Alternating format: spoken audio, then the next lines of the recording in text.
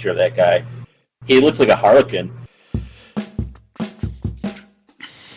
I ain't the kind to wear a tie. Working up from 9 to 5. I tried that life but said goodbye. I'm not always polite, but I get the job done. Who says that work can never be fun? I'm simply unprofessional. Simply unprofessional.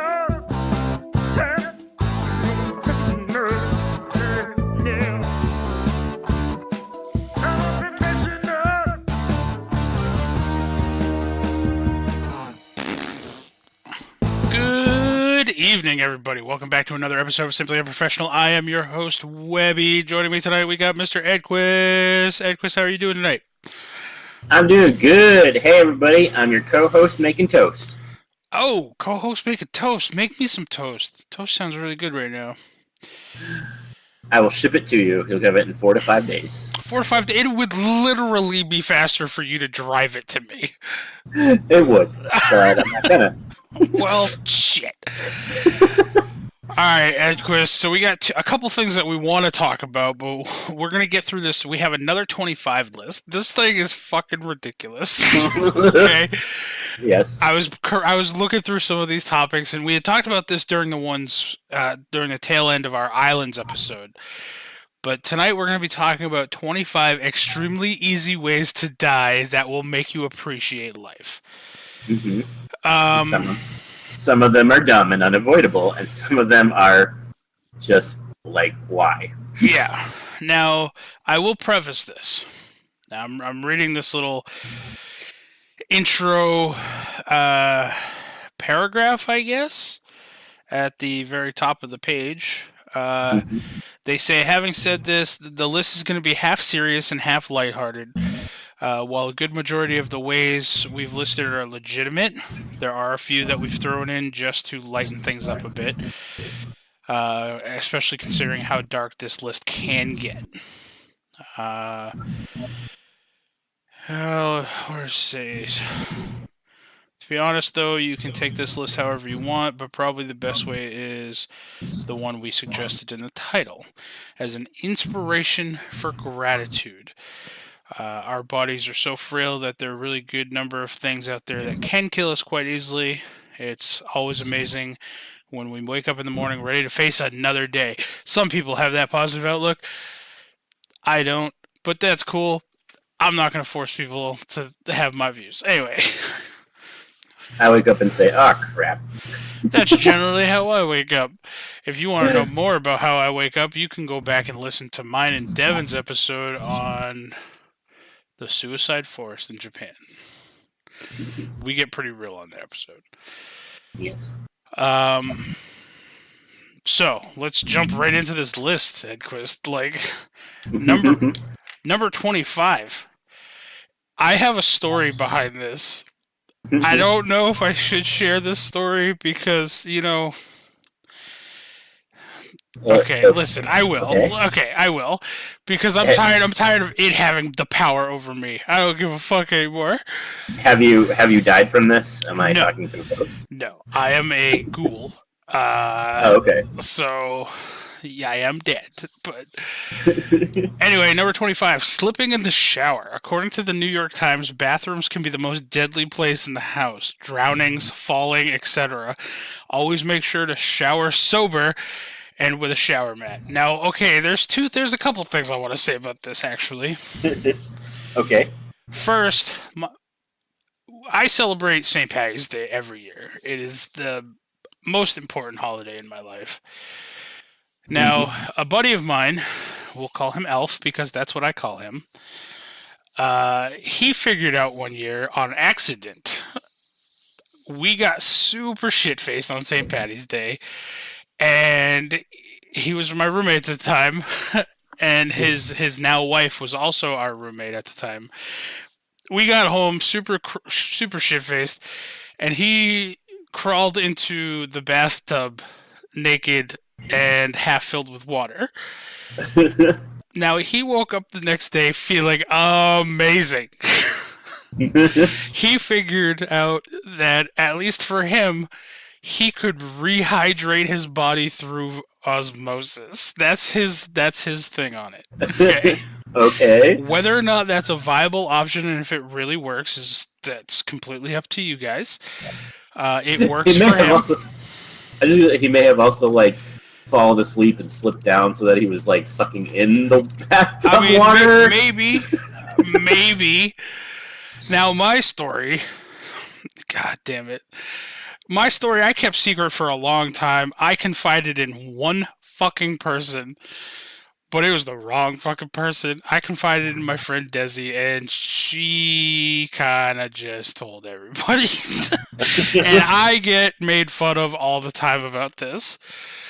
So we were setting up for a bonfire, and when me and my buddy Eric used to set up for bonfires, we would do them once a month, and it was quite a bit of work, especially in the summertime. You're sweating and everything. You just want to take a shower afterwards and then start drinking and waiting for people to show up to party. So I just took a shower, right? And the second I stepped in, I don't know what it was, all right? The water hit the top of my head and went down the back of my neck just right. It started to tickle. Everybody who knows me, I'm a fucking super ticklish person. I really am.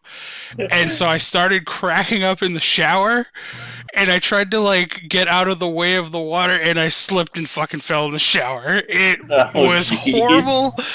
It hurt, but I could not stop laughing. So yeah, the water tickled me into falling. All you listeners, go fuck yourselves. Okay, it would happen to you, and you probably wouldn't tell anybody. Is this why you hate that Abel's ticklish so much? Yes, I do. Because I literally in real life, you don't even have to tickle me if you just like start doing like the weird like finger wiggling like you're gonna tickle me and you just get close to me, I'll start laughing. I can't help it. It's really bad. I blame my mom. When I was a kid, there was an entity in our house. It was my mom's hand, and she called it the tickle monster. Not a tickle monster. Yep. So it was bad. Anyway, moving on to 24. Well, I am only ticklish on the bottom of my feet, so that is not an issue for me. But one thing about the slipping in the shower, I've seen barely any episodes of Big Bang Theory. I've seen like 4, and one of the ones I saw was where he was berating her for not having plastic ducks in the shower when she fell and dislocated her shoulder. Yeah. Everybody, plastic ducks. Save your life. Yep, bath mats. Bath mats. The next one I also have a fucked up dream about, but we won't get into that because no one needs to know exactly how dark and twisted my mind really is. Okie dokie. Number 24, mixing bleach and ammonia while cleaning. This is a very bad thing to do. This is a big no-no. I have accidentally done this. Yep. So, yeah. Put simply, the resulting mixture is quite deadly to inhale. Essentially, what you're doing is you're making, I believe it's methane gas chlorine gas. Yeah, bleach and ammonia makes chlorine gas. It's fucking deadly. You can get super lightheaded, and you can eventually pass out. And then if you pass out in the area where it's mixed, you're still breathing that shit in. You're gonna end up dying. It's not good. Yeah. So I was cleaning the bathroom, and I had Windex to do the mirrors, which is we had a glass shower at the time, and Windex is ammonia based. And then I had put like bleach in the toilet, and I had like a spray cleaner to do the outside of the toilet. I accidentally grabbed the Windex and started spraying it all over the toilet, and then like the horrible gaseous, like I got so lightheaded, I was like, what did I do? I need to leave, and I ran out of the bathroom. Yeah. I lived, obviously, but if that had been enclosed or I hadn't noticed and passed out, that could have been really bad. Yeah. Remind me after the SU, and I'll tell you about the dream I had involving number 24. Okie dokie. I'll let you in on how twisted my mind can get sometimes. Again, it was just a dream. And for those of you wondering, I had a dream the other night that Edquist went all fucking saw and killed us. Mm-hmm. So, anyway. Number 23. This is something that I guess I don't really consider what I have an allergy, but allergy attacks. So this is one of those, I guess, not so lighthearted ones. Um, the paragraph underneath this says we all get a little runny nose every once in a while and just chalk it up to allergy season. But for some people, allergies go a lot further. There are even people that are allergic to water. That must fucking suck. So be grateful, people, because people have died from ingesting just one little peanut. A few things. I know people who are allergic to damn near everything. One of my past girlfriends was allergic to almost everything. I feel their pain. I can understand how bad that can get. Are you allergic to anything, Edquist? I mean, I have mild allergies to like ragweed and like guinea pigs and rats if I touch them. Which I work at a pet store, so it's not good. If I touch them or breathe in like their when they're cleaning their cages, if I touch them, I get hives all over my arms. And if I breathe in the stuff, I actually have a rescue inhaler just for that because I end up not being able to breathe. I try to stay away from there when they're cleaning, but sometimes they forget to tell me, so then I have to run outside and take my rescue inhaler. But that's actually the only thing I use the inhaler for is allergy attacks. And then I am allergic to a medication called erythromycin because I took it when I was a kid, and my entire body broke out in hives. So I can't take that anymore. Yeah. I know my family members are allergic to a few things. Like my dad.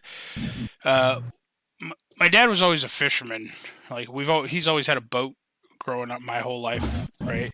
And he's always eaten all sorts of seafood in general. He loves seafood.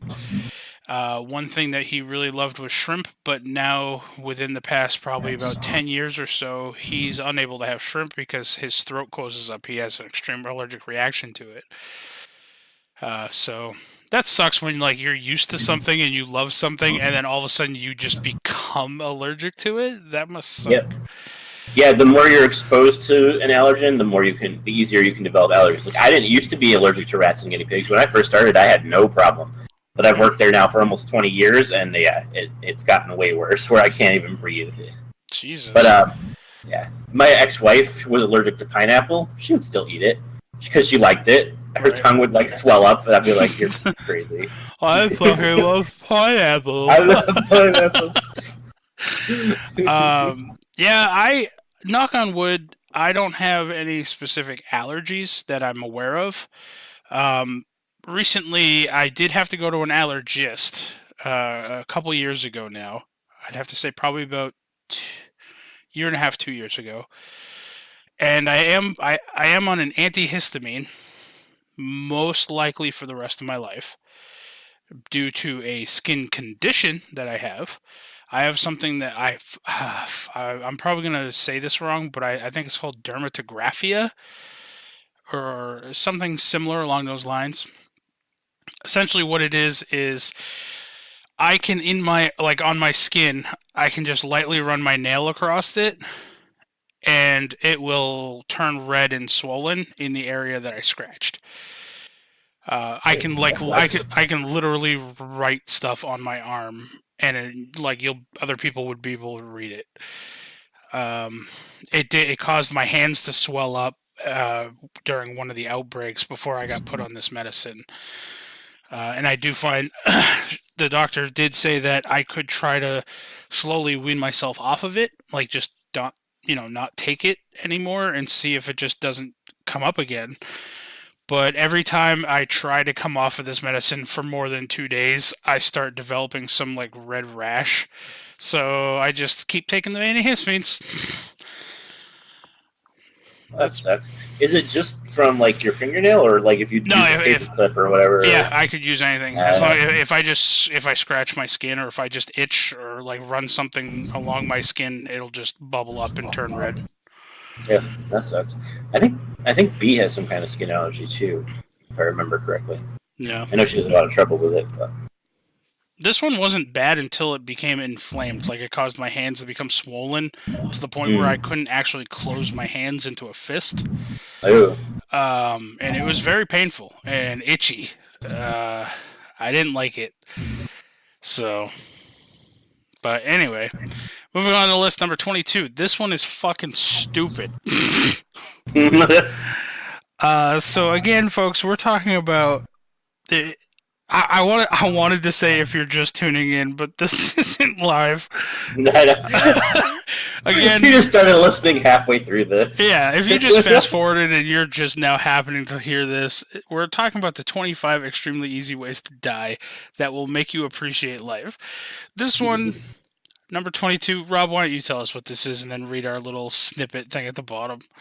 Okay, number 22 is driving. Duh. It's one of the most dangerous activities you'll ever partake in. In fact, traffic accidents kill 3 times more people worldwide than war and homicide combined. Traffic fatalities are 1.24 million. War homicides are 0.44 million. Again, I'm not going to say that these statistics are 100% accurate, but we're getting them from a website, so I don't want to be corrected on this. Driving is dangerous. Even if you are, like, the way I take it, like, I love riding motorcycles. I'm a huge motorcycle person. I wish I had mine again. We had to sell it. It's a long story. The thing is everybody says, oh, well, those are so dangerous, blah, blah, blah. One thing that you have to learn, if you're a driver of any sort, if you're operating any sort of machinery, it can be bicycle, it can be a motorcycle, a car, a truck, a boat, plane, I don't give a fuck. It does not matter how good of a driver you are sharing the road with other idiots. That's all I have to say about that. Every day you get into a car is you're putting yourself at risk, exponentially at risk. But it's something that we feel we as a society we have to do it. You know, that's why like I never understood like some people don't trust you with like giving you your real name. Okay, I hypothetically I could be like, Rob, I don't trust you enough to give you my real name because I don't know what you could do with that. But can you give me a ride home? You're putting your lives in someone else's hands, literally. Mm-hmm. You know, so I don't understand it. Like being a passenger in somebody else's car is a huge trust thing. Yeah, like freaking Uber. Hey, yeah. I'm somebody that has a car and a license. Get in my car for money. Right? Right? I promise I won't drive into oncoming traffic. Like, how do you fucking know? This guy could have the worst day of his life, and you're getting into his death trap with him. Anyway. I've been in one accident, and it was a snowstorm, and a car came sliding down a hill and smashed into my side, and it was a blind Hawaiian. A blind Hawaiian? Well, the blind Hawaiian was the passenger, but I like to say that. Oh, all right. But they were both from Hawaii, and they had never tried to drive in snow before. And I was like, oh my god, seriously? You know what I love, and you can relate to this. I'm sure other people in other areas where it snows heavily, like, you know, the northwest or mid-north, and then Canada. But, like, it's always a big joke in New England and stuff, is how every fucking year, it seems like the first couple times it snows, people forget how to fucking drive in the shit. Yep. It's like, dude, I've lived up here my whole life. I know how to drive in the snow. I don't drive like an idiot. I'm not one of those people who own a big truck and it's like, oh yeah, I'm just gonna put it in 4-wheel drive and I can just fucking go 70. That's fucking idiots. I hate people. Oh, I hate winter. I hate everything, Rob. I'm a really pessimistic person. Let's move on. I hate winter. I used to love winter when I was a kid. Now that I have to drive in it and work in it, that's the thing. I do remember a time I did enjoy winter. It was very, very long time ago. But yeah, once you start having to work in it or drive in it, I fucking hate it. I appreciate the view of snow. I don't want to be out in it. That's my whole thing. Real quick, going up to number 23, allergy attacks again. For those of you who want to hear something pretty funny and pretty truthful, I guess, Listen to Kevin James's comedy special on Netflix. He goes into allergies and people who have like food allergies and stuff. It's very funny. Anyway, moving on to number 21. Why don't you take this one too? Alrighty. Since you did the car one, and this is probably the next best car one. Carbon monoxide poisoning. You can't see it, you can't smell it, but it can kill you. CO leaks caused by faulty heaters and gas appliances are very real but very avoidable cause of death. Make sure you have CO2 alarms in your home. True. Also, if you have an indoor car garage, do not fucking warm up your car with the garage door closed. Nope. Okay? I'll open that shit. Your car has a heater. Don't worry, it'll be nice and warm when you get in there. All right? People. I don't understand it.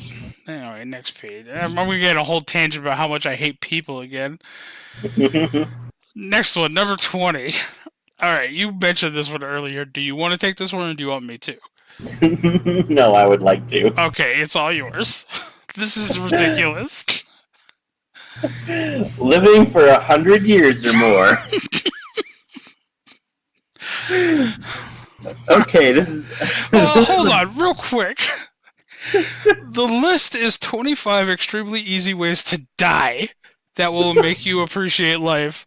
This number 20 is living for 100 years or more. You are technically winning. You're living. You're not. This should not be on this list. That's all I gotta say. Go ahead and read the snippet. This is a bit of a joke, but in all seriousness, if you don't die of anything else on this list, old age will eventually get you.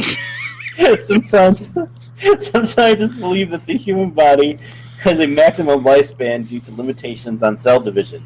Note, this is not yet proven. So all I know, technically, according to science, you could live forever. All I know, the picture right here for this one is nothing short of nightmare fuel. This is a creepy-ass old lady with no teeth. It might be a man, but I'm pretty sure it's a woman. But yeah, I don't know. Old age people, we are literally not getting any younger.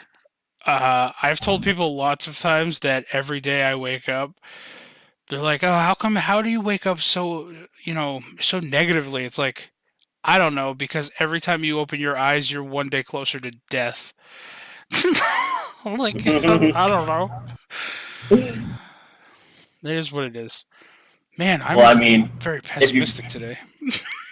If you don't open your eyes, you've already arrived at death, so it's one or the other. I guess. I'm just going to sleep. I'm going to hibernate. I'm going to figure out how to effectively hibernate as a human. And I'm going to I'm just going to cheat death that way. I'm just going to sleep through life. Well, we still have time. They could develop like an anti-aging or like eternal youth kind of thing. I was telling Clay earlier, I want my left side, I forget what it was. I had just your left side. You want your left side to be young and your right side to be old. That'd be really fucked up. That'd be like a weird, deranged Two-Face kind of character. No, I was telling Clay earlier that I had like this itch or something that just wasn't going away, and it was starting to hurt. My shirt was rubbing up against it. It was hurting. And it was on my left side. And he's like, "Oh, we'll just cut your arm off." I was like, "Yeah, that won't help because it's actually on my torso." And then I was like, "Oh, we could just cut me in half, right down the middle, and then give me like a cyborg half, so I could be like Cyborg." So if you did it on each side, you'd then be two Webbies. Yeah. See? All right, number 19. Ignoring toothaches can maybe get you killed, I guess. Let's see what they have to say. Floss. Seriously, tooth infections can be deadly, especially because your teeth are so close to your bloodstream. If contaminants enter your body this way, it can be deadly. Furthermore, the swelling from an infected tooth can even cut off your air supply. Did not know that. I could understand like the bloodstream thing. I did not know that the swelling could cut off your air supply. Yep. Yeah, I mean, I've always heard that it's very dangerous to let any tooth-related stuff go because it is, like, because it's so close to your brain, too, the blood supply that goes to your teeth. So it's very dangerous to let things like that. Have an easy solution for everybody out there who is now concerned about their tooth problems becoming deadly. Just get all your teeth removed. All your toothies. That's why that lady in the picture is over 100 years old. Oh my god, that's right. The one right above that, she has no teeth. That's why she's living over 100 years. That's our. Oh my god, we've just solved it. The puzzle of immortality is having your teeth ripped out. That's all. See, there you go. Yep. Okay, I just saw this next one. Can you take this? My head hurts. I don't know, just the name of it. Dry drowning. How? This can happen. Apparently, this can happen hours after getting out of the pool. You accidentally breathe in water, which eventually causes your vocal cords to spasm and close up, making it impossible to breathe. This typically happens to kids several hours after they have left the water. So apparently this is mostly a danger for children. I've never even heard of it. So I've never heard of it. Dry drowning. Dude, all right, I'm 30 some odd years old. I don't even know how old I am right now, Edquist. That's how fried my brain is. I'm 30 something years old. I've never heard of this. Like, you know what's not on this list yet? It might be. I haven't looked all the way through this list. That is like when we were kids seemed like way more dangerous than dry drowning. Fucking quicksand. You don't hear shit about quicksand anymore. Like growing up, when I was playing with like my Ninja Turtles and my X-Men toys and my G.I. Joes, I used to always be like, "Oh, he's falling down into quicksand," and like I'd shove him down into the couch cushions. Mm-hmm. Because they always made you seem like quicksand was this epidemic worldwide that was killing everybody. Like, nope, it's actually not that dangerous. All right.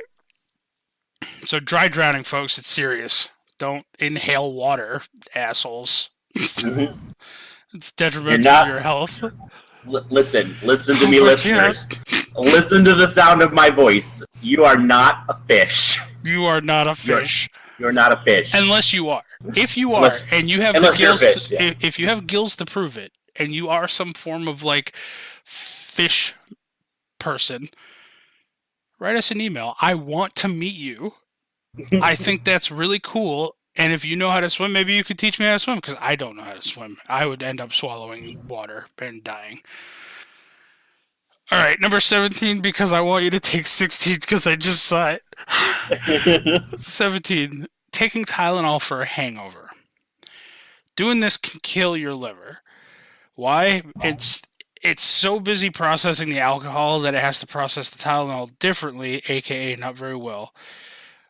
Stick to ibuprofen. Another reason I've always not taken Tylenol, or no, that's aspirin.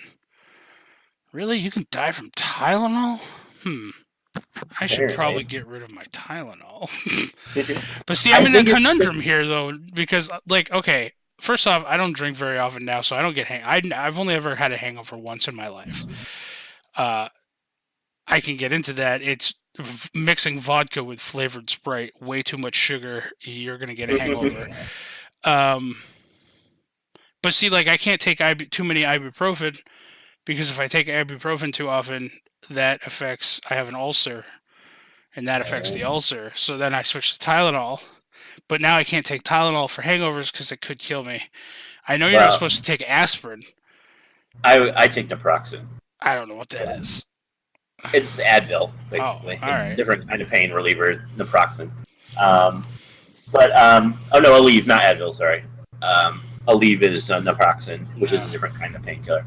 But what this is more of a long-term, like, I've heard of this, but this is more of a long-term killer. Like, if you continue to do this, it's going to fuck up your liver, and then your liver is going to go bad, and you're either going to have to get a transplant or you die.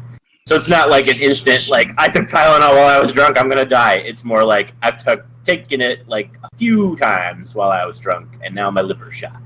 So Jesus. it's not an instant death kind of thing. All right. Why don't you... Jesus Christ, this next one. Why don't you take this next one? I never knew that this could kill you. Right? I mean, I was blown away. Yeah. Okay, number 16, everyone. Jumping out the window. Yeah. Guess I can't jump out the window on vacation. No more base jumping without parachutes. Mm-hmm. This is one of those thoughts that makes sane people question whether they're actually insane. The only thing separating me from certain death right now is one little step. Note, although everyone considers their mortality every now and then, if you find yourself having the thought of jumping even when you are looking over the edge of a skyscraper, please read our introduction. Yes. So, if you're on the edge of a skyscraper, take the time to look up this article and read the very beginning of it. Yes, not only read the very beginning of it, but if you're listening to us telling you this, that means you're listening to our podcast. Just don't jump. Yeah, just don't do take the time, sit down wherever you are. If it's on the ledge, sit down on the ledge, dangle your feet, kick your feet a little bit, right? Maybe kick off your left shoe and let that fall. See what that does. Take your phone, write us an email. You'll kill people below you, depending on how high it is. Listen. Probably. Okay. But write us an email. Message us on Facebook. Just don't jump. Trust me, it's a long fall with a quick stop. I know I've done it. I'm a ghoul, remember at the beginning? Callback. Anyway, next page. God damn it. Oh my god. Number 15, Rob. Things that could kill you. Taking selfies. All you selfie takers. Especially near yourself. God damn it, Rob. Alright, are you muted for a reason? Did I lose you? Are you muted because of Matilda? Shake your head, nod if you need help. You're not muted, but I can't hear you. Oh, I hear you now. Discord, why you do these things to me? I hear you now. Can you hear me? I can hear you now, yeah. Alright. I don't understand why. Like, we can play games for hours on this thing. I know. And it's perfectly fine. The minute we go to record and it does this choppy BS. Yep.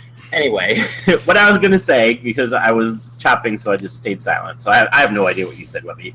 But I was going to say, one, if you're sitting on the edge we're going back to that one, okay. of a building, listening to us, one, don't jump off, because first of all, you have great taste. You like us, so we therefore like you. And we are your friends. What if they're a first time listener and they don't really like this show? We still like you, whether you like our show or not. Don't jump. The second reason is don't jump because we really can't afford to lose any listeners. That is a true statement. In fact, instead of jumping, if you're feeling that low, like I do constantly. So first off, me and you, we already share something in common. You know what you would find more enjoyment out of? Causing other people pain. So get a bunch of other people to listen to this show. Also, get them to play Town of Salem, because that. God damn it! No, we're moving on. Number 15, taking selfies. This is when you couldn't hear me. Selfies? Yeah, when you couldn't hear me, I had moved on and I started cracking up, but then you weren't responding, so I couldn't figure it out. The very first sentence in the taking selfies one. Okay, now reminder people, 25 extremely ways to die. Okay, extremely easy ways to die. Taking selfies, especially near cliffs. Okay, why? You'd be surprised how many tourists are killed every year as a result of falls and traffic accidents caused by negligent selfie taking. This one literally makes me slap myself. You know what, listeners? Fuck your selfie stick. Your selfie stick ain't shit. You know what I say? I probably shouldn't say it on a podcast, but honestly, if you're dumb enough to walk up to the edge of a cliff, turn your back to it, and try to take a selfie, do it. Just do it. Because if you fall off, it's natural selection. Only the strong will survive. Okay? We don't need your special kind of stupid here anymore. If there's a protective railing, sure, go to town. Yeah. If you're just on the very edge of the precipice and you're like whipping your camera around. You know what I'm thinking? I'm thinking like Mission Impossible, fucking Tom Cruise doing that rock climbing gig with like no ropes, and then all of a sudden he hangs off with one hand and then takes a selfie. Motherfucking fall. Just fall. Do us all a favor and let go. Okay? Alright. Edquist, I'll let you take this next one. Okay. Overdosing. Not many people do this on purpose, especially when it comes to opiates, but always be careful, even with over-the-counter drugs. Some of them have a very small difference between the effective dose and the lethal dose.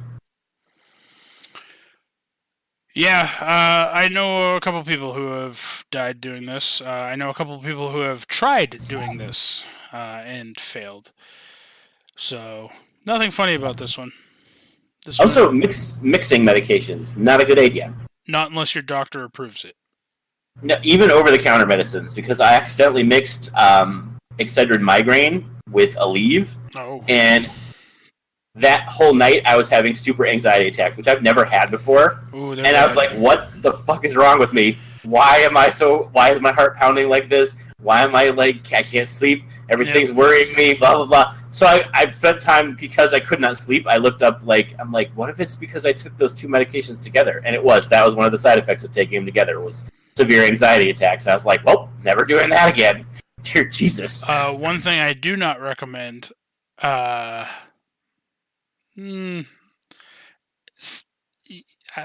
never mind. What? It's just gonna make me look dumb.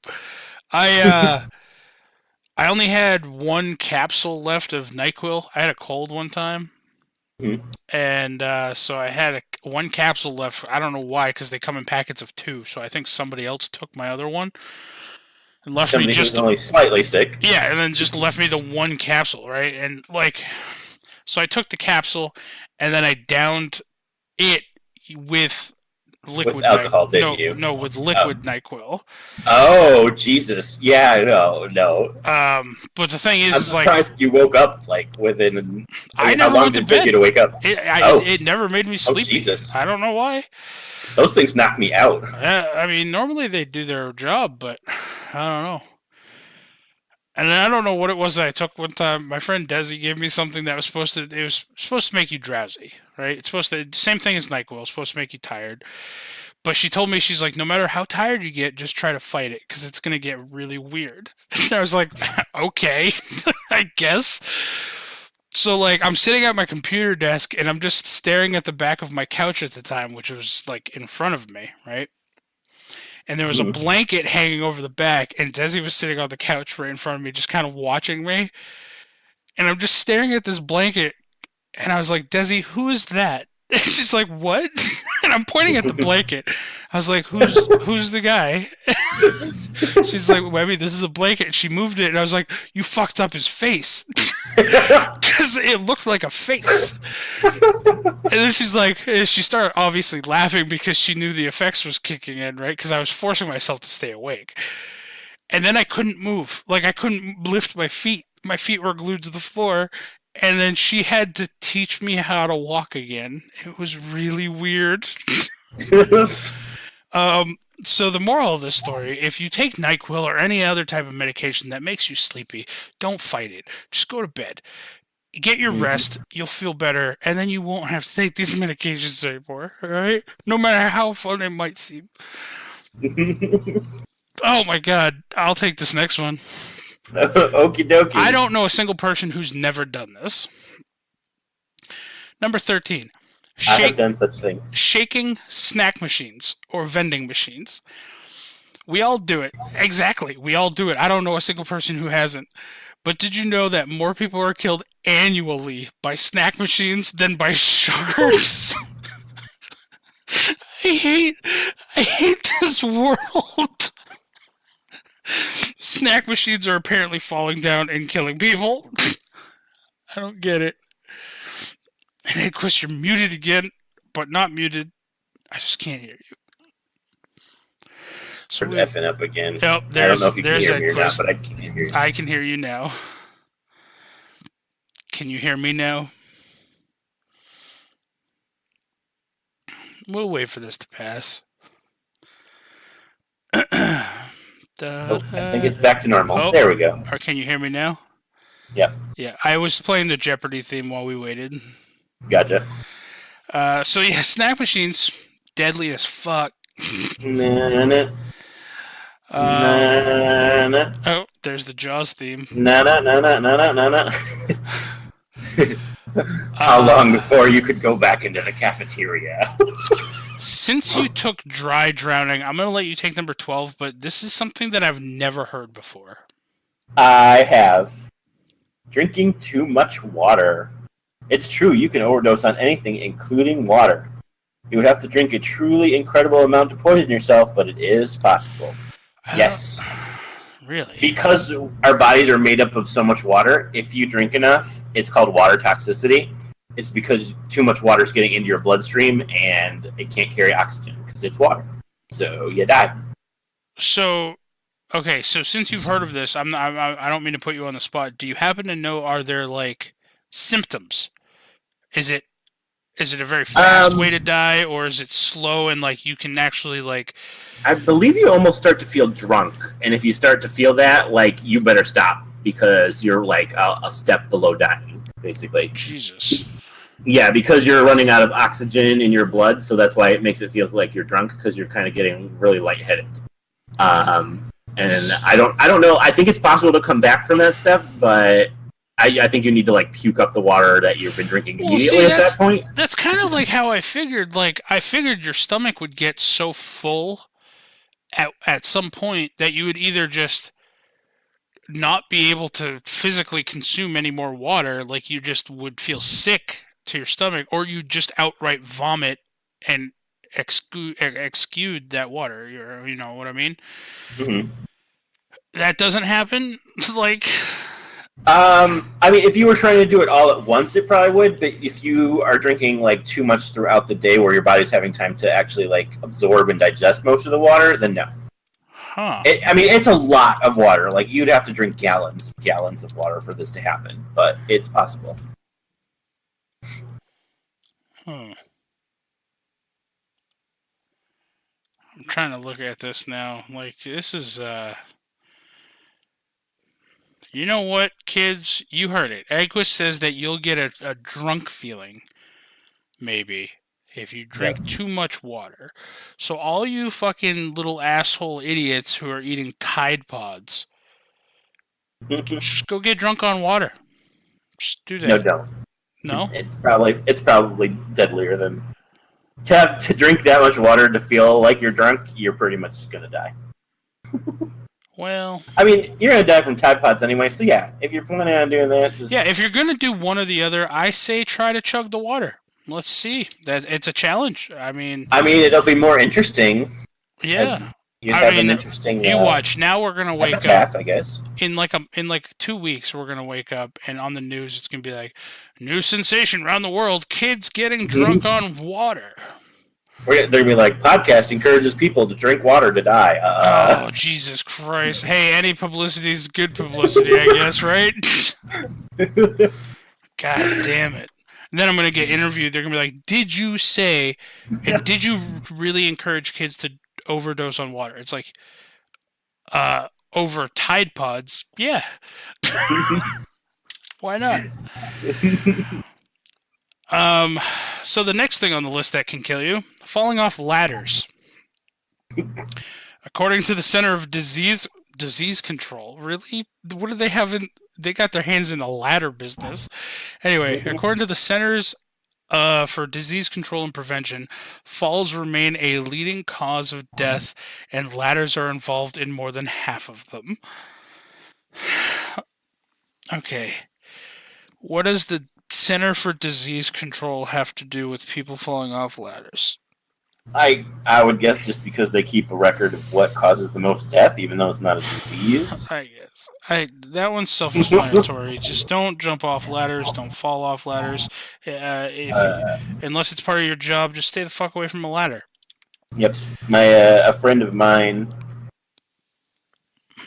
at my house, actually, helping my dad paint a house, and he was fucked up for life. Jesus. From falling off one ladder.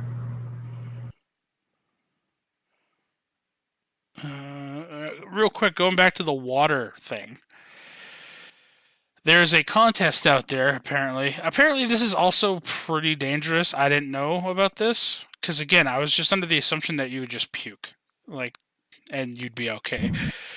Apparently, there is a challenge out there. Like, we've all seen, like, the cinnamon challenge, right?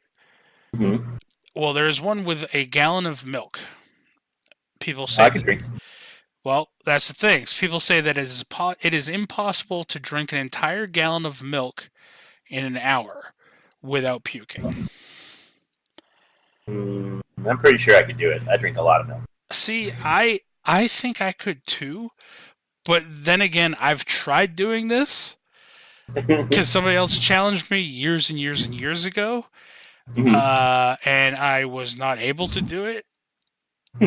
But yeah, I mean, I've never tried to drink a whole gallon, so I guess I probably couldn't. But it feels like I could. But the paragraph down here says, but what makes this challenge so difficult is the interesting part. Drinking a gallon of anything in a short period, even water, is dangerous. When you drink a gallon of water, it overloads the body's circulatory system as well as the kidneys, diluting blood electrolytes and causing cells to swell. That can even potentially cause brain damage or death. Yep, there you go. That's water toxicity for you. Most people who attempt to drink a gallon of milk in 1 hour vomit for a number of possible different reasons. Anyway, but we're not talking about the milk challenge, but that's, yeah. I'll let you take number 10. Oh, Jesus. Not responding to that chain email. And then it has a picture of Keanu Reeves with his face all like, huh? Yeah, from Bill and Ted. What if that chain letter is real? You know the one. It says that you have to forward this message to 10 of your closest friends or else you'll die in your sleep. According to the United Nations, these messages are responsible for more than... Oh, who are we kidding? Does anybody actually forward those things? I don't know about you. I delete all that. I get them from people, so I know that people do that. I do not. I just stop there. I think it stops with me. When I first got the internet, and I believe I had an AOL account. The kids nowadays, we're gonna have listeners on this saying, "What the hell's AOL?" God damn it, Cat, I'm talking to you. Anyway, MySpace, yeah. They're gonna be like, "What the hell's MySpace?" It's like MySpace was Facebook before Facebook. I don't understand. Anyway, when I first had AOL, I'm guilty. I would do these chain letters every so often, and then literally after four or five of them, I was just like, I'm not doing this shit anymore. This is dumb. Especially those ones like, oh, forward this to 10 of your closest friends and you'll become a millionaire in the next year. It's like, listen, I'm still waiting. Those things have racked up. I deserve a couple $1 billion. Yep. So, number 9, moving on. Oh my god, this is dumb. Who does this? Storm chasing in a paraglider. Yes, people actually do this. Just look up who the fuck is this? Iwa Iwa Wisniewska? Wisniewska, yeah. Uh, Wisniewska. this German paraglider has survived lightning strikes, oxygen deprivation, and freezing weather. I'm going to just go back and say, if you're dumb enough to want to To do take this a selfie on a cliff. to want to do this as a hobby, then hey, roll those dice. That's all I gotta say. Roll them dice. Hey Rob, do you want to take this not very obvious one? Alrighty. A serious but not yeah. Choking. It's extremely anticlimactic, but if you live by yourself, it is all too possible. Learn how to do the Heimlich maneuver just using a chair. This is true. If I were choking, I would die because I have no idea how to save myself. I can teach you. Alone. I was certified for 3 years in a row for this kind of thing, and I learned how to properly do the Heimlich to myself if I ever needed to. The only problem, no, my chairs might actually work. If you only have something like a computer chair in your house and you don't actually have other chairs, it might not work. I mean, I have a rocking chair. I have dining room chairs. I have that big fluffy chair that Matilda's destroying to look out the window. Nah, you'd probably have to use one of your dining room chairs, most likely. Ultimately, what you want to do, and like this is like I more so learned how to do it to myself because I'm a bigger guy, so other people might have a hard time being able to do the Heimlich to me. Ultimately, what you want to do is right below your rib cage, like right in the almost just below your sternum area. You want to essentially just plunge yourself onto the back of the chair over and over again, because you're forcing the air out of your body, and it's gonna try to shoot that shit in your throat out. Nice. Anyway, I'll take this one. I loved this video game. Number 7, people, of the 25 easy ways to die. Playing Frogger in real life. This sounds dumb because it is, but there are kids out there who do it. Note, for those of you that don't know, Frogger is a video game that involves a frog dodging traffic. So essentially what this means, playing Frogger in real life, is people running across heavy traffic areas like highways and stuff and trying not to get hit by cars. If you're taking a selfie on a cliff. Yes. While paragliding through a storm, feel free to land in the traffic. I don't understand this one. Number 6, wearing a really long scarf in a convertible. In case you don't know her, Isadora Duncan died like this when her scarf got caught on one of the wheels. You can imagine the rest. Who the fuck wears scarves that long? That it can literally fly out of the car and get caught in the wheel. Yet still be tight enough around your neck to stay there. Yes. I don't... Listen, if you are a 6-foot tall person and you are wearing a 24-foot long scarf, feel free to take a selfie on a cliff and fall into oncoming traffic. Okay? Like that's a Dumbledore-sized scarf right there. That's like unless you are a wizard or a witch, you should not be having a scarf that long. Yeah, you hipster. We talked a little bit about this one. I'll let you take this one since you took the jumping out windows one. Okie dokie. Base jumping. Same thing as jumping out a window, basically. In the base jumping community, it is said that everybody knows somebody who has died. Well, yeah, you're kind of putting your life in risk just by jumping off a building, you fucking idiots. This is the same reason, like... Alright. People parachute all the time. They do it for fun. I've been asked to go parachute. I refuse. It's not that I have a thing with heights. I have a thing with gravity. Okay? Me and gravity have a very good understanding that as long as I keep my feet on the fucking ground, I won't die that way, you know?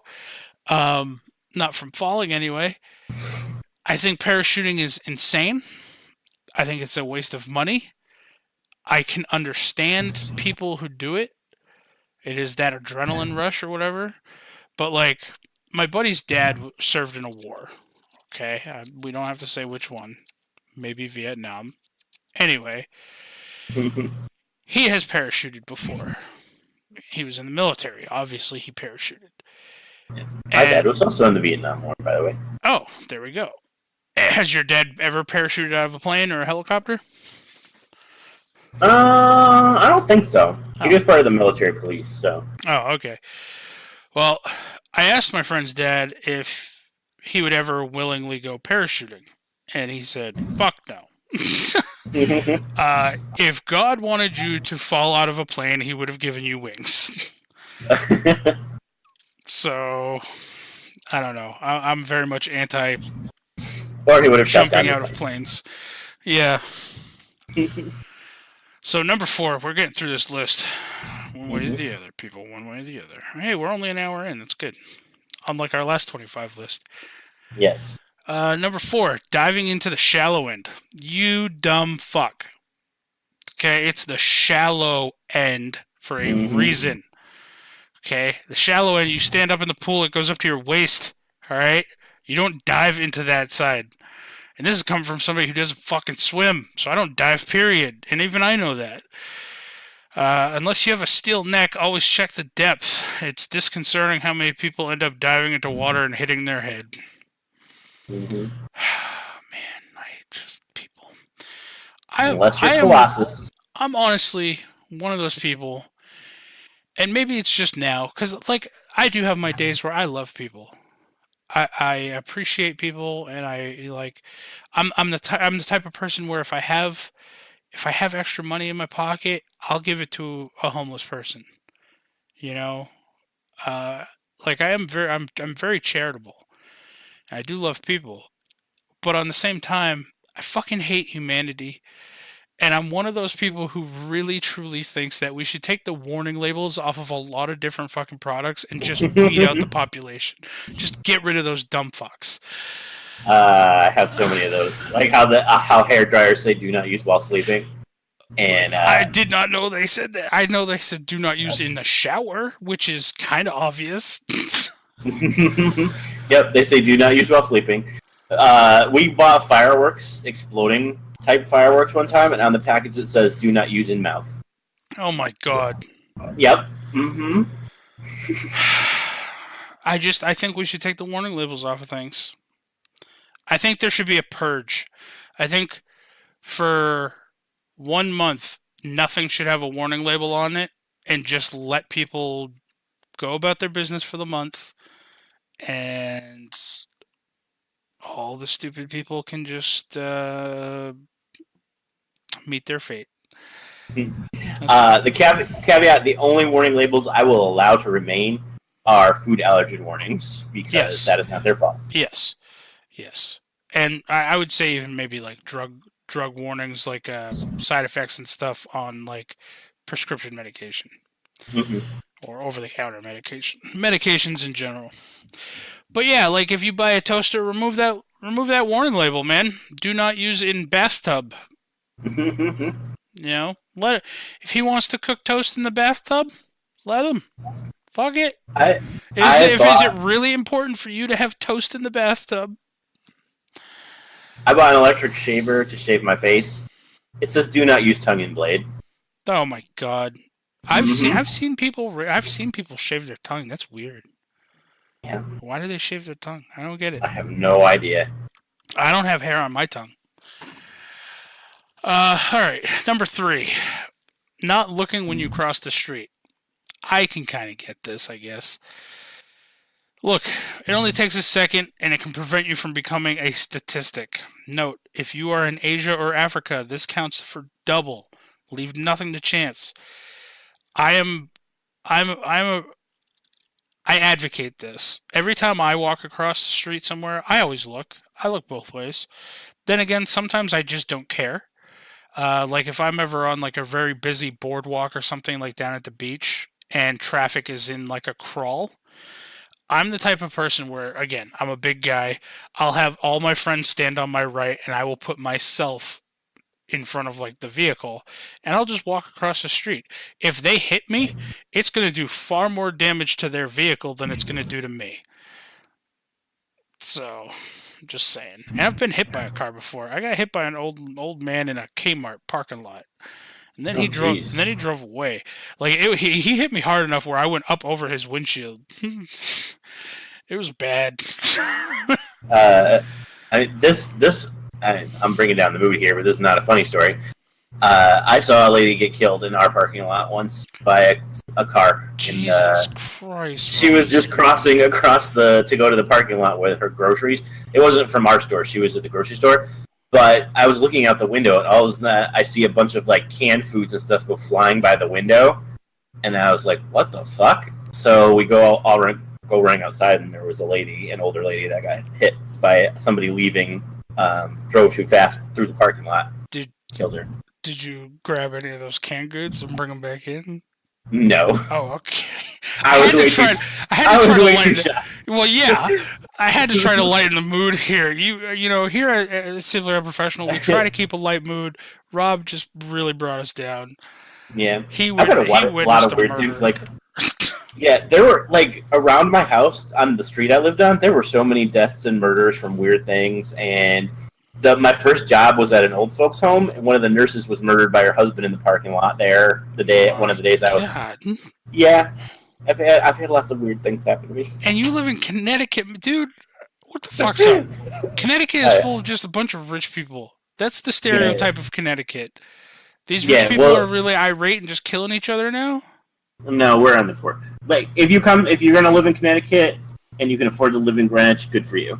If you can't, then don't come to Connecticut. So essentially, if you can live in one city in Connecticut, cool. Otherwise, avoid fucking Connecticut.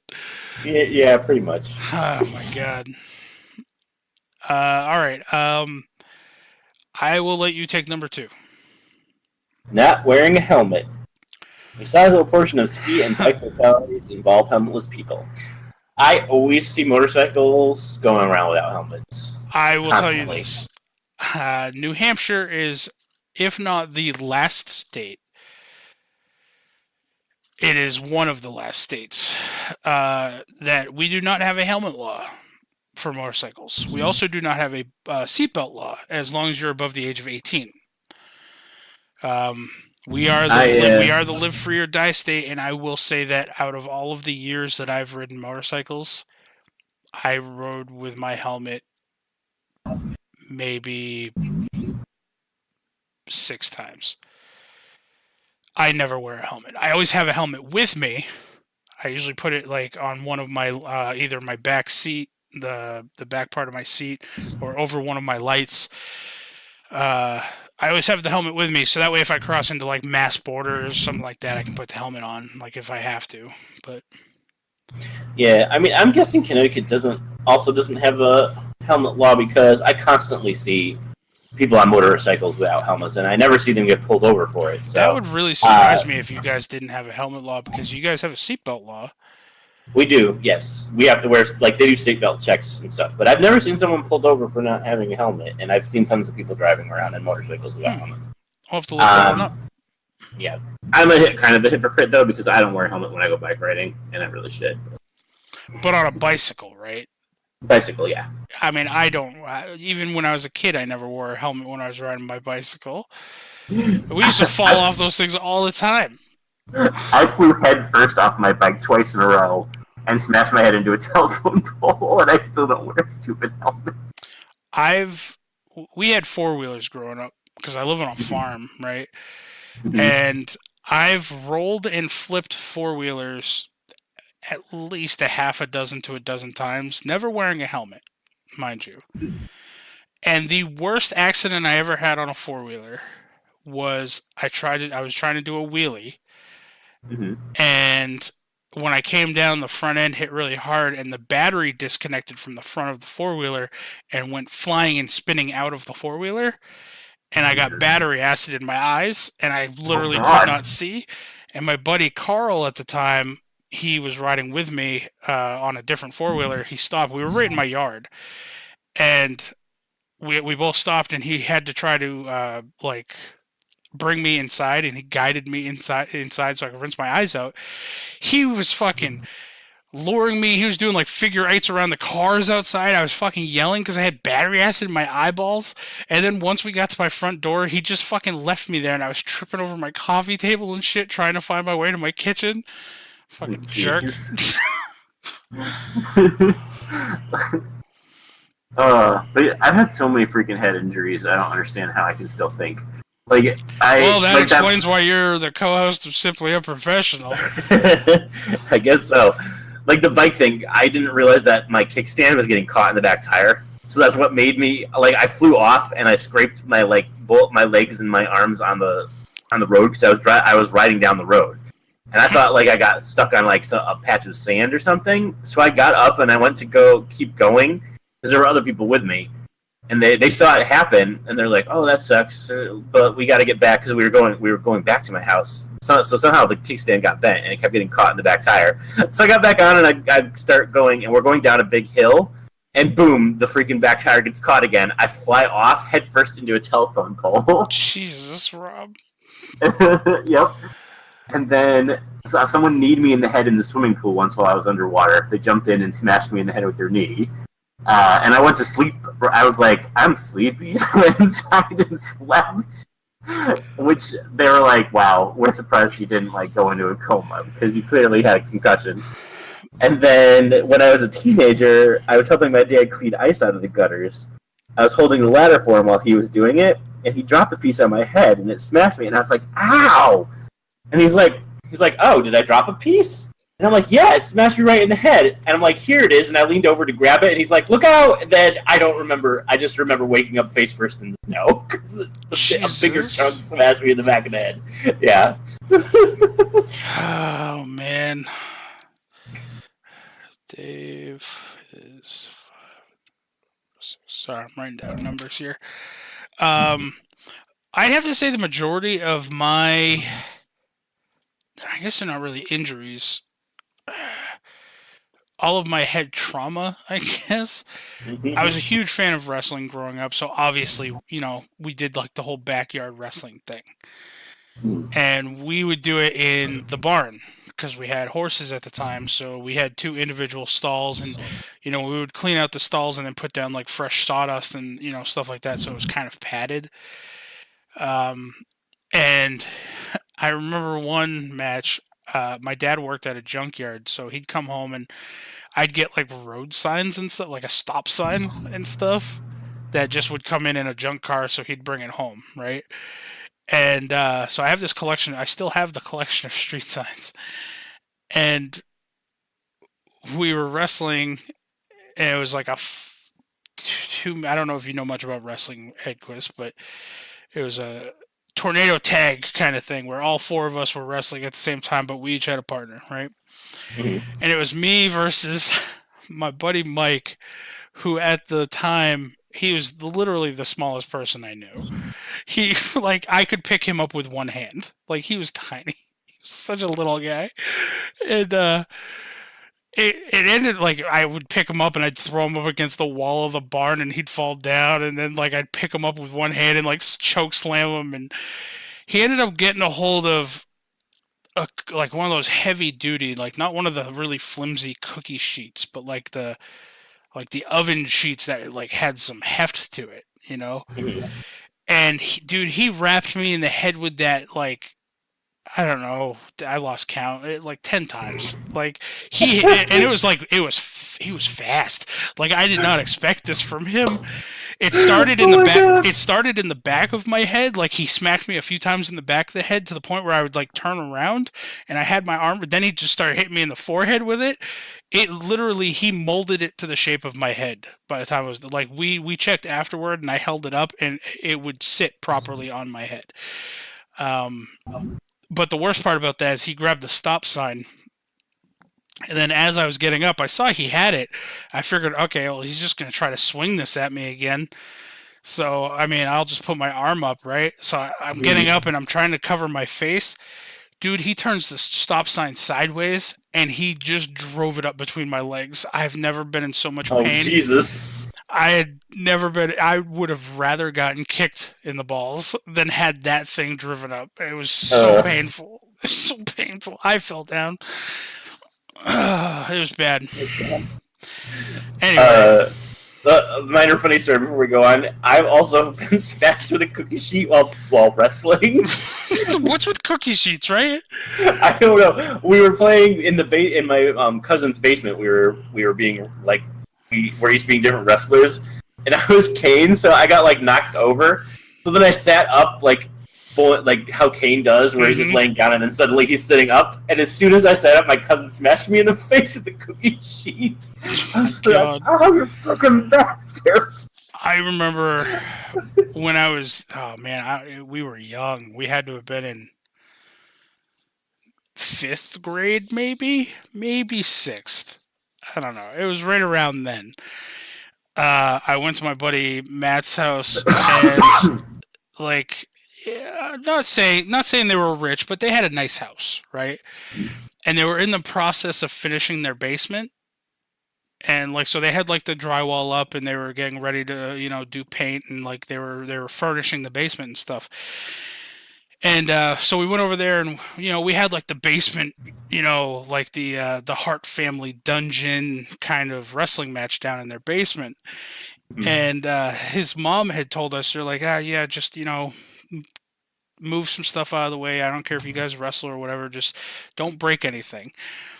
Fucking 2 of my friends, they tried to charge me, and they did like the shoulder tackle to my gut, like a football tackle at the same time, but I stopped them, and I just kind of wrapped my arms around both of them, and then they kept trying to push, and I just was trying to do my best to hold on. And me having held off 2 other people, obviously some of the other people in the room were like, oh no, we gotta get in on this. So they all started before I know it, I had 5 people pushing me. I can't hold back that many people. I'm sorry. They ended up tackling me and shoving me right through one of the drywall walls. Oh, Jesus. And we were just like, we'll just say the couch went through this. I was like, yeah, like that's gonna make a difference. I'm all covered in drywall. It was really messed up. Anyway, number 1. We'll get through this list. Yeah. Number 1. Number 1 is unavoidable and it is. Can kill you very quickly and easily. Yes. Number 1 is brain aneurysms. The only story I really have for this, my dad had a brain aneurysm. He was hospitalized. It was probably easily the scariest time in my life. I was the type of person, like when I was really young, my mom had a stroke, and I did visit her in the hospital, but I think I only visited her like twice. Not because I didn't want to be there for her. I don't like seeing my parents in that state. So like the second, I was there every moment I could be for my dad. And it was really hard. And they brought him in for surgery. Now the thing is he had been having extreme headaches for like literally a week prior to this. And my dad never even gets headaches. So he knew something was wrong, and then eventually he asked one of his buddies if they could bring him to the hospital, and my dad is definitely not the type of person to go to a hospital. He fucking hates doctors. Yeah. But he knew something was bad enough where he went to the hospital, right? And then when they wheeled him in, my dad told me this afterwards, when they wheeled him in and, we were telling him, hey, we'll see you when you get out, blah, blah, blah, he didn't expect to come out of it. Oh. He went in thinking this was the last time. And he didn't have anything to say. He stayed strong. He did, the big strong father thing where it's like, I'll be all right. I'll see you guys in a little while. The doctor pulled us aside and actually told us that people who get aneurysms, there's a 50% chance that they're going to die, or that you would survive, rather. People who get an aneurysm and make it to the hospital and it's this far advanced, as far as my dad, there was less of a chance. Oh. And essentially, by the time he broke it down, there was like a 10% chance my dad was going to make it. And I remember looking at the doctor because they even flew in a specialist from Boston. And I remember looking at the doctor, and I don't know, like, everybody reacts to these things differently, right? And I wanted to threaten him. Like, that was going to make a difference. Like, it was one of those things where I couldn't cry about it, no matter how much I wanted to. But at the same time, I wanted to be like, listen, you do your best or else I'm going to break your legs, you know? But it didn't happen. And my dad ended up making it out. Surgery was a success. He was supposed to be in the hospital for, X amount of days for recovery purposes. He fucking signed himself out like 5 days later. Like, he just signed himself out, called a cab, went home. He hates hospitals. And I was like, Dad, what the actual fuck? You're supposed to stay in the hospital when the doctors tell you to. You went AMA. Yeah. It's affected him.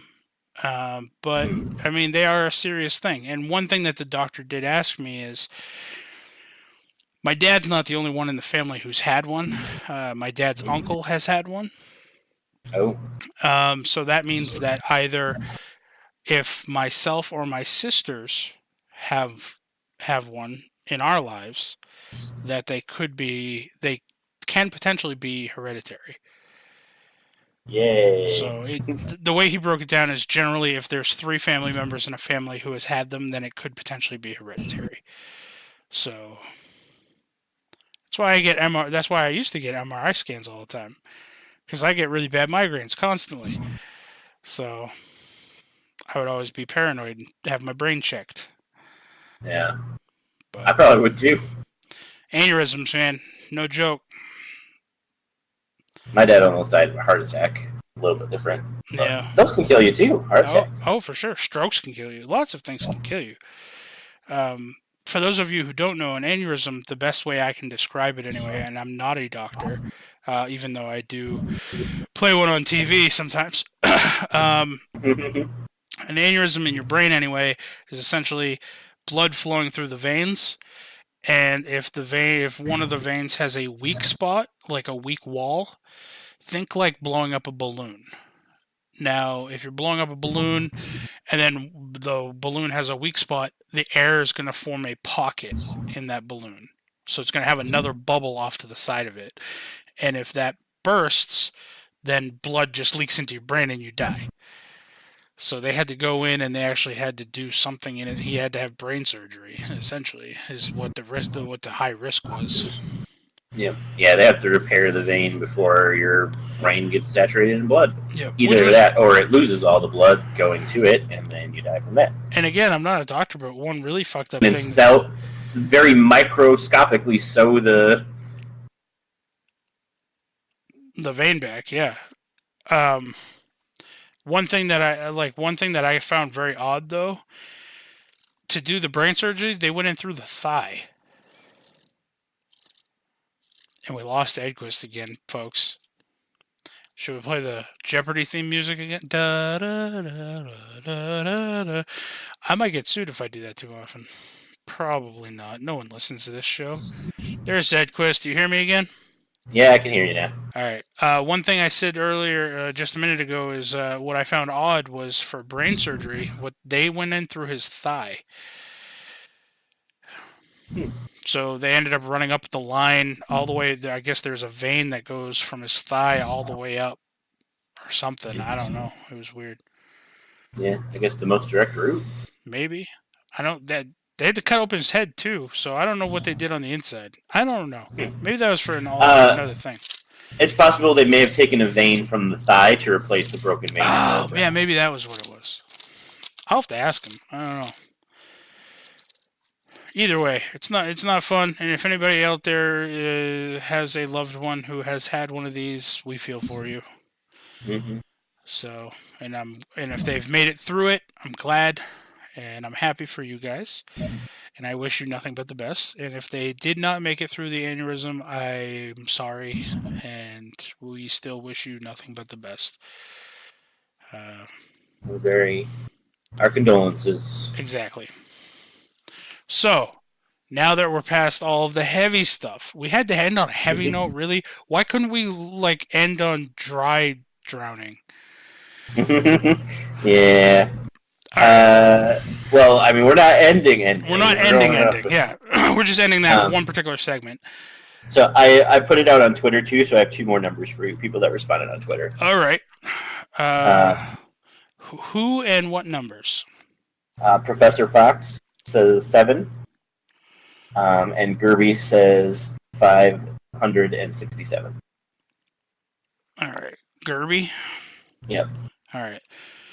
So, Edquist, I need to step away for 2 seconds. Why don't you tell people what this list essentially is and where you found it? I'll be right back. Okie dokie.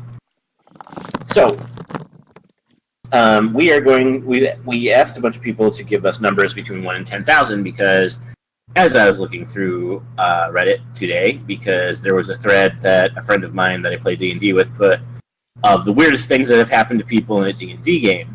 And one person posted a link to a list of 10,000 random magical effects. So Webby and I thought it would be fun to have everybody pick numbers and see what crazy things would happen to them list. And I would also like to say that I apologize to anyone that plays either Dungeons and Distractions or any kind of Dungeons and Dragons podcast that Webby hosts, because I'm pretty sure this is now going to become a regular thing. And I'm sorry, because I've been reading through some of these, and some of them are crazy and horrible, and it's just going to be so much fun. Until it happens to me, and then I'm going to be super pissed off. But well, you brought it on yourself. I'm back. I did. I am responsible. I will take responsibility. I am the one that caused it. All right. So you essentially told them what we're talking about, this list of 10,000 fucking effects. Yes. So what we did, I asked in a couple different Facebook chats, the fan chat, our internal DM chat, and then Edquist brought it up on Twitter. We asked people to just give us some numbers. Oddly enough, I'm going to shout out to M from the Vamp game. Her and I had the same exact number. I wrote down my 2 numbers first, and then she came up with the same exact one. So, we'll take turns. Now, Edquist, we'll start with your number. And you said it, and you started to look up what it was, and I told you not to look it up. I'm gonna tell you what these are. I still have not looked it up. So your number was 4,444. Yep. So 4,444. If the target is beheaded, his head speaks prophecy for 1d4 rounds. Okay.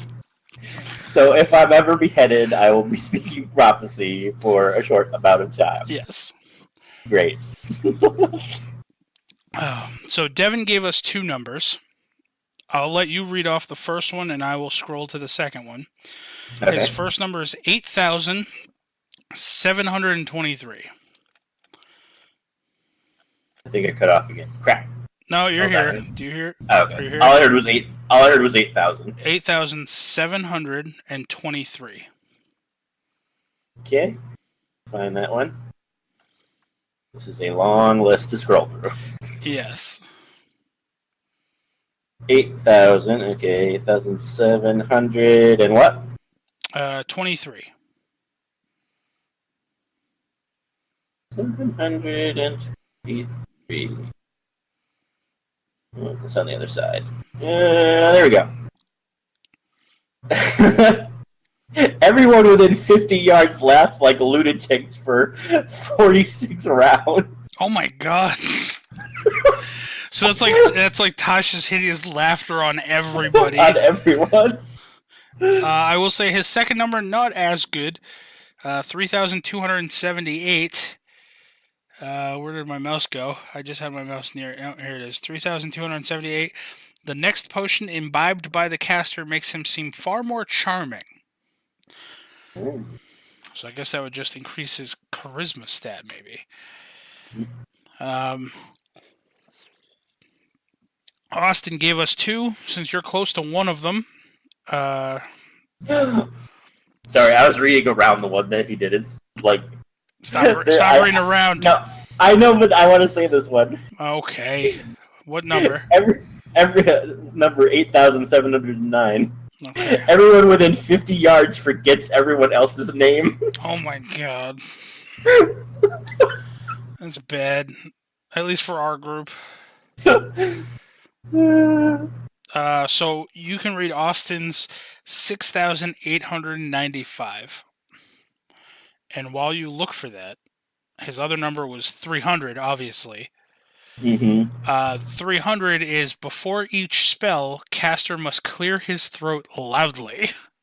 6,800 and what? 95. 95. Oh, I got you, Mosquito. I got you. Target's allies cannot distinguish him from the target of the spell. Jeez. Alright. Let me put check marks next to these. I will do Kurt's since I'm close. Kurt gave me 42. A tornado picks caster up and deposits him atop the nearest house. That would really suck if like you're out in the field and like the nearest town is like 3 days away. Or if you're out like on an island, a deserted island, doing something, you're just like, bye. But see ya. Man. All right. I will do Sabrina's next because hers is closest. Sabrina, being Sabrina, chose 666. Mark of the Beast. 666. Caster can't use magic unless he swallows a gold coin each day. Oh my god, that would kill Anthony. No, Anthony's workaround would be like, well, I'll swallow the gold coin, but I'm just going to get it back the next day. Oh god. So, all right. Why don't you read John's? One of John. John also gave 2. 7,777. Okay. He also gave us lucky sevens. He also gave us 333, which is the beast's roommate. All right. 7,777. The flesh of the target's face pulses as though full of maggots. Oh god. This is disgusting. That would definitely decrease any type of like charisma roll, I think. Well, luckily that's the target and not the caster. Oh, unless he's like casting a healing spell on an ally, that would suck. Because it says the next spell that the next target. Wait, how is it worded? The target of the caster. The flesh of the target's face pulses as though full of maggots. Yeah, like if you don't tell Not him the caster, the target. If you don't tell him what he's doing and he casts a heal spell either on himself or on an ally, that's the target, man. Like I most likely, unless it affected them, the way I would do this is if this happened to one of you guys, say, and I made you roll on this list, unless it affected you that second, I'm not telling you what it is. Does that make sense? You probably can't hear us again, can you? Got all of a sudden real quiet in the background. Yeah. Okay, I can hear you again now. Yeah, I couldn't hear you. You fucking goddamn Discord. Discord sucks. Mm-hmm. Well, what I just said is, if I ever had you guys roll on this table, Can you hear me? Yep. Okay. Unless it affected you that instant, I would not tell you what it was. Oh yeah, like some of these, like the one about crossing the next bridge turns into chocolate. Yeah. Or the ones about the next time you open a door, the next time, yeah. I would keep them quiet too. So John's other number, which was 333, before each spell, the caster must tie a knot in a piece of string. So something like that, I would probably tell you that before you cast each one of your spells, you have to do this. So, why don't you do Dave's if you can hear me still? Yep, I can. 5,946. 1,000.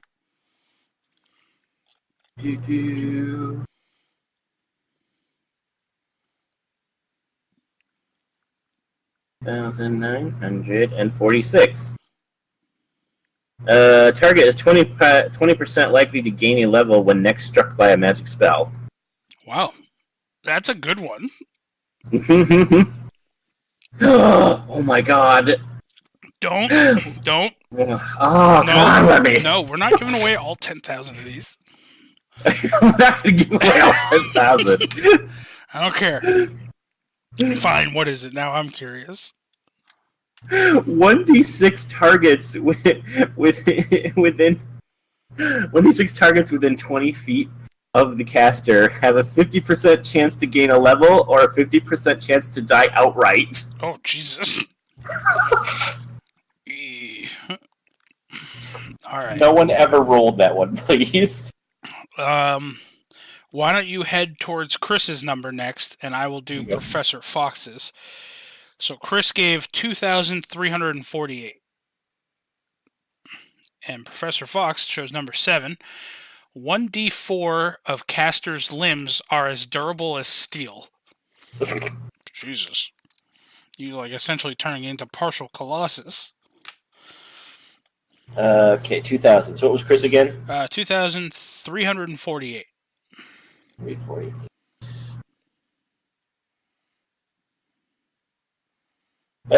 Caster's spellbook includes ravenous hunger. Oh, induces. Caster's spellbook induces ravenous hunger in anyone who reads it. Ooh, see, that one would work on Anthony because he actually has to have a spellbook because he's a wizard, technically. Mm-hmm. And if he has the other one where he has to eat a gold coin, he's going to be eating more and more gold coins. Caster's spellbook giggles loudly when its pages are turned. God damn it, I would have to end up acting that one out, too. Oh my god, some of these are so great. That's dumb. Alright. So, Gerby, am I getting that right? Mm-hmm. Gave 567, which is caster can't attack anyone more than 20 feet away from them. Alright, so that's essentially forcing your ranged spellcaster to have to get in close. That one mechanically is decent. You did Chris's, so the only one left is mine, and then mine, because I gave 2 numbers, and one of them is the one that me and Emily shared. So I'll let you go down to 6,969.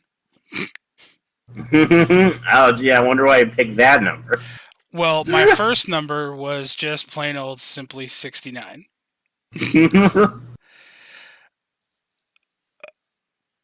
Oh, wow.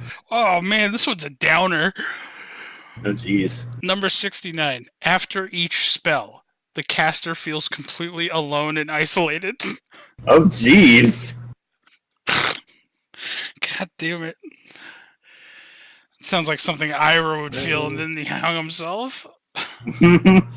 Maybe he was affected by that. Oh, shit. Alright, so what about 6,969?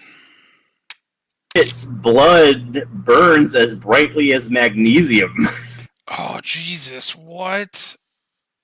Is that the target? Oh, no, you cut. Oh, there you are. Okay. Is it the target's blood that does that, or the caster? The target. Oh, Jesus. I would roll that with pretty high damage because magnesium burns really hot. So those were our numbers, man. I don't think I have any other numbers. You know what? Let's roll one for the listener. I still have that dice roller up. All So, right, listener, I'll this- roll mine too. Okay. So, listeners, you get two numbers of what's going to happen to you. So let's see. So 4,391. That's what I got it. Let's see. Wow, I got all fives. I got 5,555. Oh. All right, let me go down to that while you go to yours.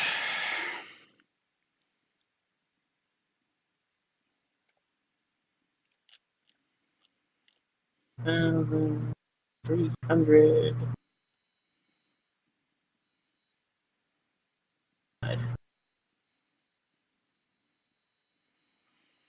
Oh my god, if this means what I think it means.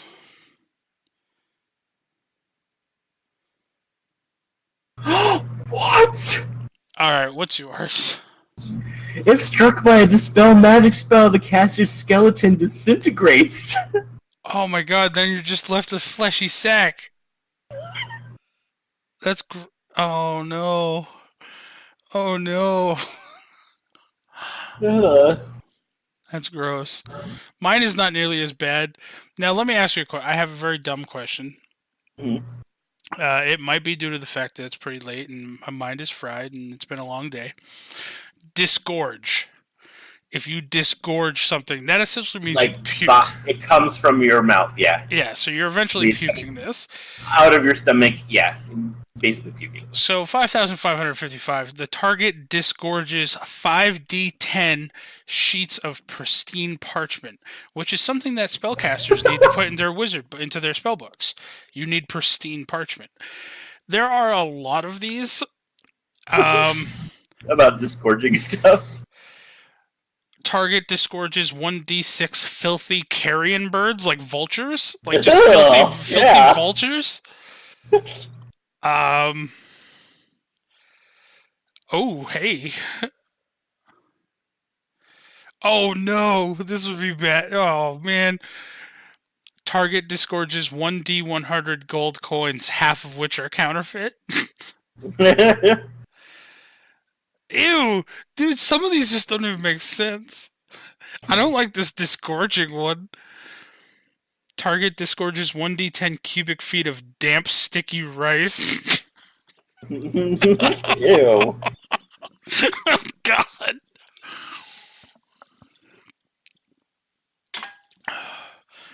There are so many disgorging ones.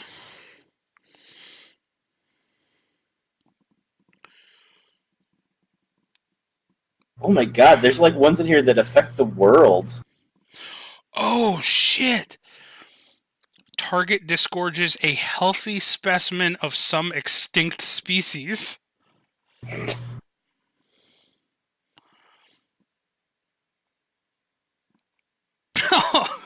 Here we go. Target disgorges a full-size statue of a nearby ally. I don't know. Like, I know it's a magical puke, but I would almost say that like some of these might inflict some form of damage. Oh my god, Anthony would hate 8,198. What's that one? All coins within 50 yards explode, causing 1d4 plus 1 hit points per coin damage. Oh my god, you guys would all die. All of you would die. Like, I don't think any of you could soak that much damage. I don't think so either. Oh, I'm sorry, it's 1d4 minus 1, but still. I guess you could roll a lot of zeros at that point, but Jesus.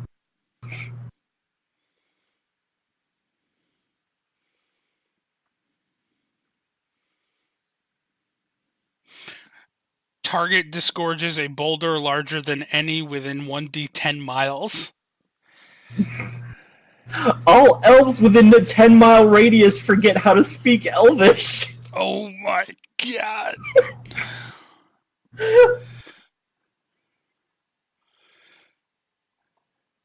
Oh, here's one for Anthony because he's always at full hit points, right? Oh, I found a duplicate here. There's a double, Edquist. I guess Discord's cutting out again. Oh, Hold on. can you hear me? Yeah. I found a double, a duplicate. Oh. 5,494 and 5,495 are the exact same. Target can't speak while at full hit points. Ooh.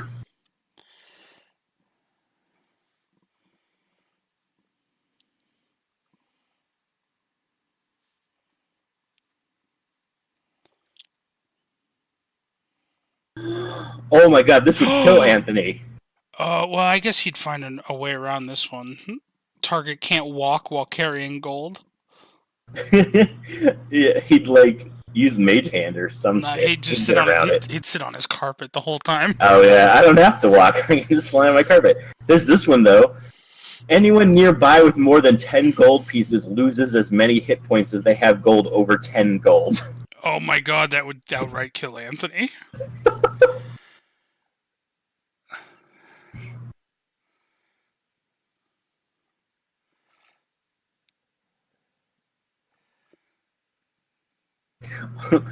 Oh, lycanthropes within a 1 mile radius are cured of their lycanthropy. Oh, like lycanthropy? Yeah. Oh man, that would be rough for some people. And then there's another one that close by that says all lycanthropes within 1 mile have a new kind of lycanthropy than they had before.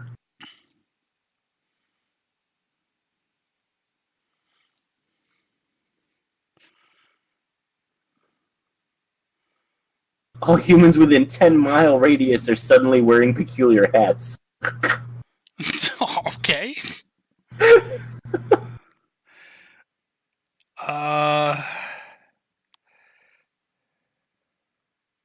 All gold within 50 yards is over 200 degrees Celsius. Oh my god. Oh, this one would hurt. Well, this one actually. This one's interesting. Target re-rolls their hit points. Oh, yeah. That could be good. Yeah, it could or bad. It could be good or bad. Yeah. All goblins within 10 miles are transformed into elves.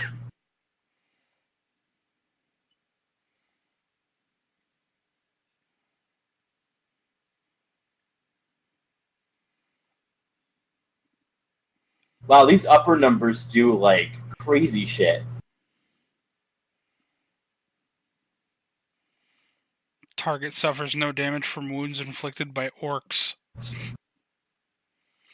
Every living creature within 50 yards are unable to breathe for 1d20 rounds. Oh my god, that would kill like civilians. Mm-hmm. That would kill normal ass people because they don't have a constitution score. Every living thing within 50 yards is now wearing a beekeeper's veil.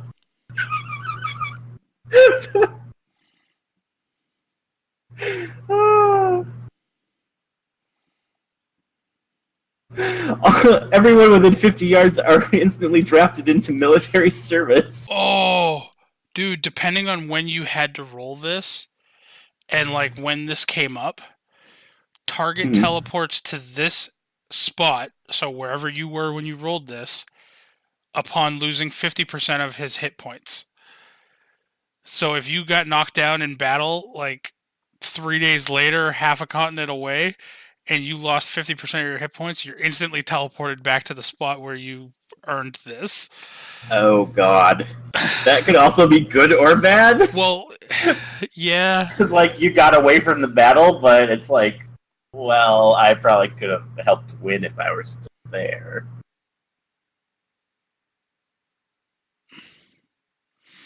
Target thinks that they're an elephant until he's next injured.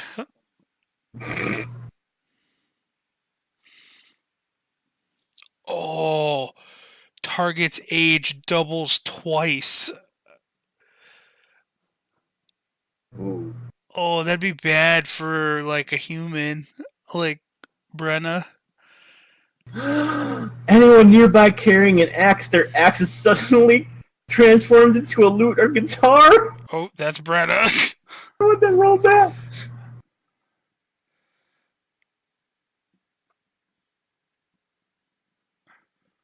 Oh my god, the target's blood induces wild hallucinations in any who spill it.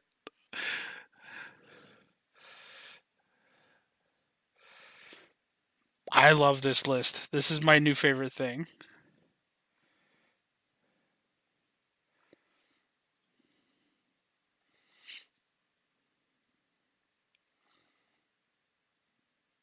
Oh, how would this one work, Edquist? You probably can't hear me, though. There you are. I'm back. Yeah, I couldn't hear what you said now. How would this one work? Target's bones are sought by poachers. Oh. I mean, that means that the poachers want to kill you to get your bones. Oh my god. Everything and everyone within 5 feet of the caster cease to exist. That is fucked up. Nobody ever rolled that one.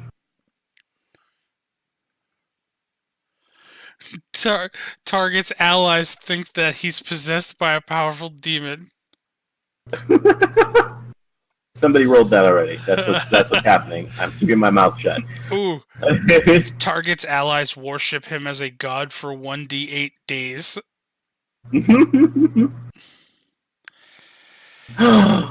Everyone within 50 yards must swap his or her name with someone else within the 50-yard radius. Oh my god. Alright. I want you to pick... What page are you on? Like, what numbers are you in right now? I'm in the lower 9,000s. Alright. I'm gonna get there. So are you on page, like, 74? Page 74, yeah. Alright. You're gonna pick one off of 74, 75, and 76. I'm gonna do the same, and then that'll be where we end our episode. So we're each gonna pick 3 more off the same pages. Okay, so 74, you said? Yep, 74 for the first one.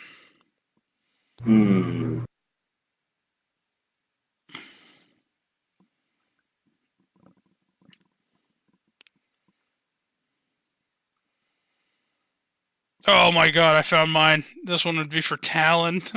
And you. Oh, I found one. I found what's wrong with the Olympia Diner. What? Okay, go ahead. You say yours. 9,079. Everything... oh no, 978. Everyone with a 1-mile radius is stricken with intense apathy. Oh god. Mine is 9,009. Anyone wielding a sword nearby loses 1d4 fingers for 1d4 weeks. Oh yeah, that would suck. Alright, page 75. Okay,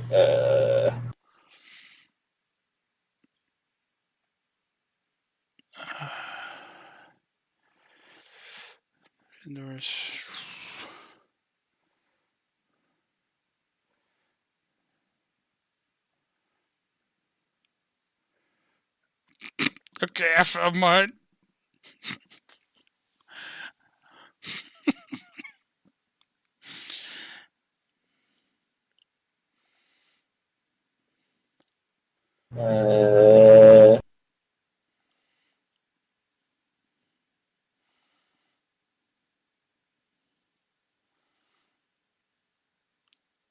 Oh, so is it the one that's going to really piss Anthony off? No.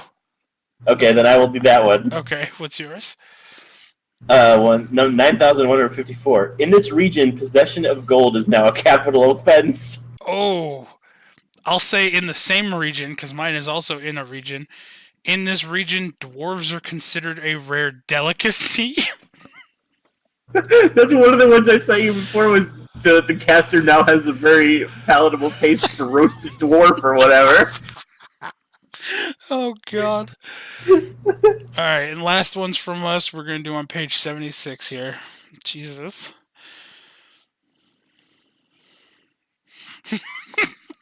The first one I looked at is funny. I want to make an NPC based off of just this one.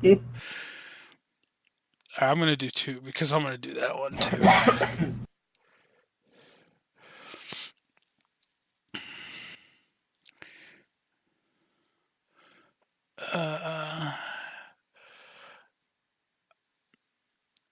Oh, that's actually a kind of a cool one.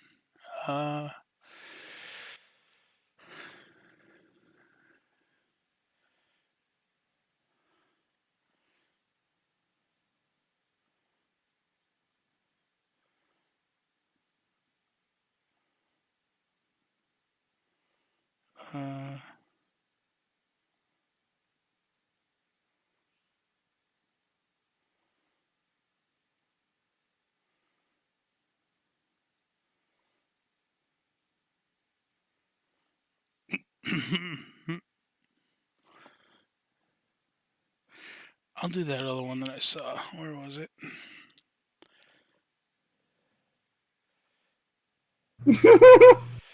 Alright, I'm going to do this one. You got one? Yeah. Since I'm doing 2, I'll let you do 2 if you want. Okay. Because one of which I guarantee you, from now on, somewhere in the very near future, there is going to be an NPC based off my second one. Okay, for my first one, I'm gonna do 9,281. The nearest town breaks loose from the mainland and drifts out to sea. Can you imagine if that was what happened when we were in Cairn? Oh my god, mine is similar. Mine is 9,238. The nearest lake rises as a huge water elemental and walks to the sea. Oh, Jesus. Just leaving behind a giant, massive crater. My second one was 9,220. The nearest government switches to a manure-based economic system. Well, that'll go good with mine, I guess. Mine is 9,000. Oh my god. Here, take my shit. It's a 5-pound bag of shit. What can I get for this? 9,255. The nearest priest believes that clothing is an abomination. What above that? They believe that cannibalism is a sacrament.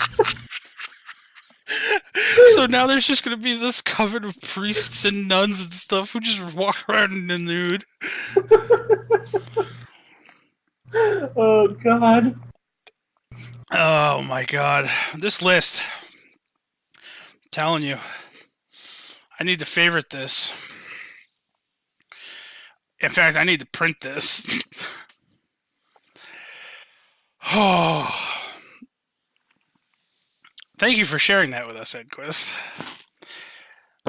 We lost Edquist again. Oh, there's a fucking mosquito again. Oh, Edquist is back again. I'm back again. So many weird interruptions with Discord tonight. Yeah, I know. Like I said, when we're playing video games, it never does this. But whenever we're recording... You watch. After this, you're going to be playing Town of Salem. I might join you for a few games, and we're not going to have a problem. But I think that's a good place to end it. Alrighty. Thank you very much for sending me that list. I'm gonna have to print that out. And thank you very much for joining me, Edquist, and thank you, listeners, for listening once again. Also, it has been brought to my attention a while ago. I just never brought it up. Apparently, these get released as well as a podcast, but also on YouTube. Oh, yeah. You can go to the Distractions YouTube channel. I'm sure you can find them there. So if you are listening to this on YouTube, there is no video, I don't think. I think it might just show a picture of maybe the logo. But if you like what you're listening to, hit that little thumbs up button. I love the thumbs up button. Ask anybody in any of our chats. That's generally my response to any questions. Just a thumbs up. Yep. So, Edquist, where can people find you at? You can find me on the Twitters at Confessor_X and on the Twitch at ConfessorX. And you guys can follow me on Twitter at JaxForestwalker, all one word. Also on Twitch at twitch.tv/DMWebby. Yeah. Yeah, I'm getting back into the Twitch thing. Me and Devin actually we're starting to do a Friday stream, a duo stream where him and I will be streaming together. We'll set up a multi Twitch. Last week we played a Way Out, which was a fun game. He killed me at the end. I think it's bullshit. But in any case, if you like us, please leave us a 5-star review and write something up. Yep. And Send us a topic email. Like, we could give you advice. I mean, it won't be good advice, but it'll be advice. It'll be funny advice. I mean, I might try to get serious with it and try to actually help you people if you guys have a problem. Listen, honestly, we would love to do that. We gave some advice, but people who sent in some questions and stuff, they weren't overly serious questions. But yeah, we enjoy the advice thing. We want to help. We want to help the listeners. So honestly, if there's any type of problem that you've had in the past or that you're currently having, feel free to share it with us. You can keep it anonymous. Even if your email isn't, you can just tell me in the email that you don't want your name said.